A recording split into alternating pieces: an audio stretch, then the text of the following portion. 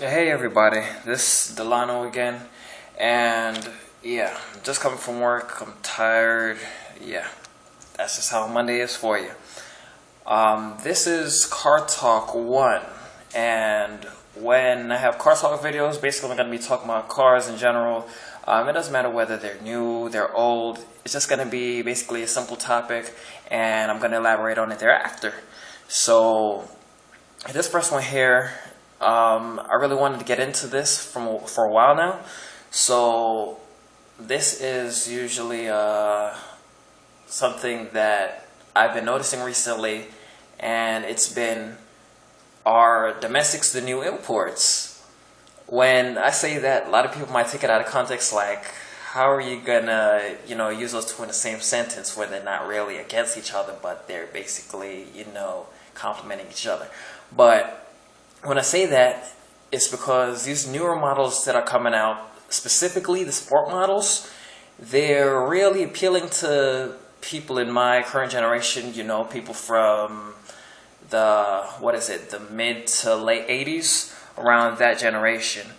And to be honest, I mean, a lot of people are really taken in by them. Like, for example, you have these Mustang GTs that are coming out. I mean, kudos to Ford for actually doing something real good with the Mustang. They upped it up from, 2 valves a cylinder to four, usually, which what I thought they should have done before, just like how the Mark 8 actually came. And, they upped it from having that simple Blase 200 and whatever horses, or what the hell they had back then, up to, what is it? Four valves. Now it's making about, say, 450, 475, and that's naturally aspirated. That's very good. I like that. Another thing, the Camaro. When that car came back, that was basically a monster. I don't know who at this point it really doesn't matter whose idea it was. I don't know, and I really don't care. But that car made basically the best comeback ever within the last, 10 years. Nobody seen it coming. Everybody was saying, oh, well, they have a new Camaro coming back on the Zeta platform and blah, say blah, and this, that, and the third. But when it came out, it was looking real good. It came out real good. I mean, even had, a decent engine making decent horsepower. And on top of that, they said this V6 engine, the way the exhaust manifolds are mated, you can actually just plumb a turbo onto the end of it, and there you go. You either have, twin sequential turbo setup, or you just have a simple turbo setup, which, that's some forward thinking for Chevy, which kudos to them. And, Chevy has been getting better. Well, General Motors in general has been getting better. Like, for example, latest iteration, and there are, latest models. For example, the ATS. When I heard some of the simple specs that were coming out on that car, they said one of the main options were going to be four-cylinder turbocharged, and it's going to be making at least 250 horsepower. And I heard that, and I was like, okay, it sounds like they're really starting to appeal to that, demographic. But when I actually seen this thing perform, I mean, and the commercials they were putting out for it, it looks like it was really something that was, willing to go ahead and appeal to people within, my certain demographic and generation. So, a lot of people were raving and giving it great reviews and saying this is really like a 3 Series / 4 Series killer. And, I mean, it's very useful. It's 4 doors, it's turbocharged, it makes 270 horsepower. Basically, as most editors and reviewers tested. And hey, I would not mind seeing myself in a Cadillac 4-cylinder turbocharged pull up next to any other guy.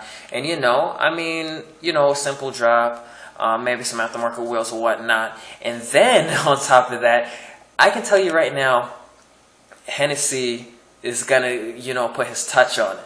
I mean, he's already put his touch on, the Stingray that came out, which not good looking in my opinion, but it's only me. A lot of people really, like the newer looks of it. But I mean, hey, it's a Corvette, and I mean, it kicks ass. And other stuff, but yeah, Hennessy will get his hands on basically any vehicle and just make it more badass. So, yeah. Oh, yeah. And when we say domestics, we cannot forget basically Mopar or the currently owned Fiat or whatever the hell, Chrysler. Yes. When the Charger came back, it was kind of appealing. I mean, it was bulky. It had that tough look to it. And idiots around here were basically throwing rims on it left, right, and center. Just thought, oh, it looks good. That's the SRT8 version came out. And it was, it wasn't surprising. Well, honestly, it basically looks like a standard, RT or a standard Charger or whatnot. But I mean, nonetheless, that power was well worth it. Came out of what was it, freaking 6.3 or 6.2? It was 6 point something, but it wasn't making as much as anything else out there. Like for example, maybe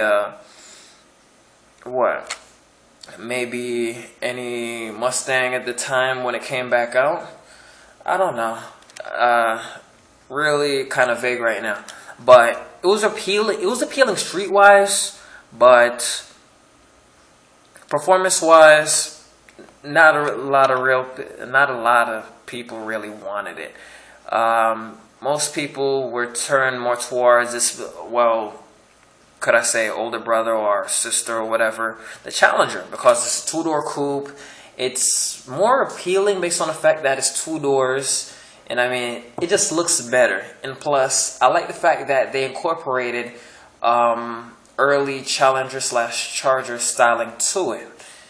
So, kudos to Dodge for actually, doing that and bringing back a classic.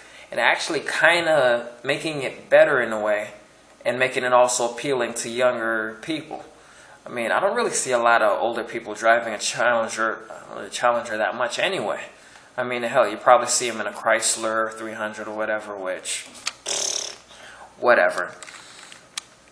But, I mean, not imports, whatever. Domestics, basically the big three are really coming up, real big time. They have great selections. I mean, the Dart came out. They were planning on dropping an SRT version. The RT version is pretty decent, wicked enough.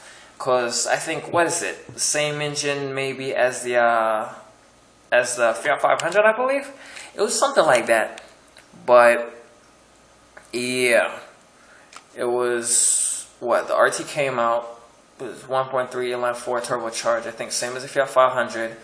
And recently they released the Fiesta ST and the Ford Focus ST Ford. And, man, believe me, Mazda, I'm sorry. I love y'all guys since I was a little kid, but they are really coming up. I mean, the regular Focuses, like the ZX2s and like the SVTs, they were okay, but they really came up and decided that a real enthusiast needs a real enthusiast car. And Ford has really hit the nail on the head with this one. So, I mean, if it came down to it and, I had $30,000 to drop, yes, I would definitely consider the Focus ST as my best options. It's a very good utilitarian vehicle.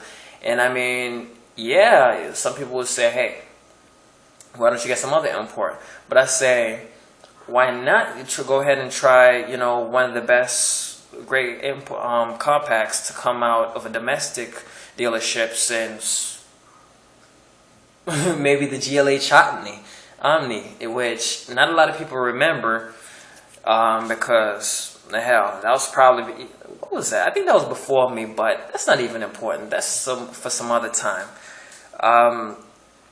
between the compacts that the big three have to basically their flagship sports cars, they're really coming up. And plus, I mean, they're very reasonable. Even the base model V6 versions are going for under 30 grand. That's really reasonable.